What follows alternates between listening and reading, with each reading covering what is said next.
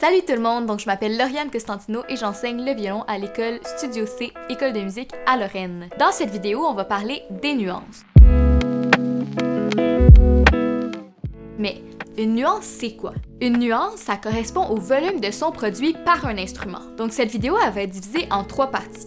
Premièrement, on va apprendre les différentes nuances, on va apprendre les différentes variations de nuances et on va apprendre au violon comment faire des nuances. Mais au final, ça sert à quoi d'en savoir autant sur les nuances? Mais les nuances, c'est un outil indispensable pour interpréter musicalement une pièce. Il y a 6 nuances que l'on voit couramment dans les pièces. Premièrement, il y a le pianissimo. Le pianissimo qui est représenté soit par 2P ou par 3P.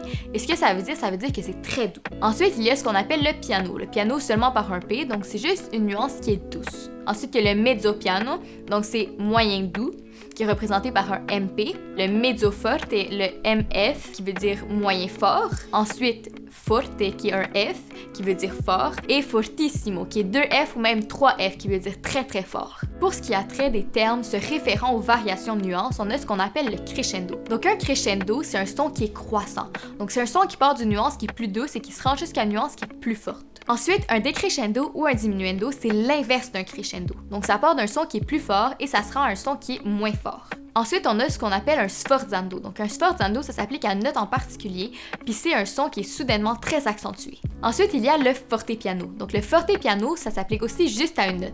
On commence la note fort et puis immédiatement après, on diminue le volume. Ensuite, il y a 4 façons de changer le volume du violon. Premièrement, il faut savoir qu'au violon, on a 5 points de contact. Donc on a le point de contact 1, 2, 3, 4 et 5. Donc plus on est proche du chevalet, plus le son va être fort, tandis que plus on est proche de la touche, moins le son va être fort. Donc du premier au 5e point de contact, ça donne ça. Premier. Deuxième. Troisième. Quatrième. Et 5e. Donc on entend quand même une différence de son entre le premier point de contact et le 5e. Ensuite, la deuxième méthode de changer le son, c'est avec la vitesse d'archet. Donc plus l'archet va rapidement sur une corde, plus le son va être fort, tandis que plus l'archet va lentement, plus le son va être doux. Avec un archet rapide. Avec un archet lent. Une autre façon de faire varier le volume du son du violon, c'est avec l'inclinaison de l'archet. Si la mèche complète de l'archet est sur le violon, donc si l'archet forme un angle de 90 degrés avec les cordes, le son va être plus fort que si l'archet est légèrement incliné. Avec les crins plats et avec les crins inclinés,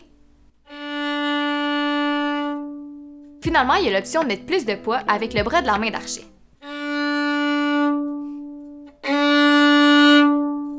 Donc c'est ce qui conclut cette vidéo au sujet des nuances. Pour visionner plus de capsules, visitez le site web studiocmusique.com et visitez notre page Facebook. Nous offrons des cours privés en ligne et en personne, donc n'hésitez pas à nous contacter si jamais vous voulez plus d'informations à ce sujet. Merci beaucoup d'avoir visionné cette vidéo et si vous avez des idées du sujet que vous aimeriez voir dans d'autres capsules, n'hésitez pas à les écrire en commentaire. À bientôt!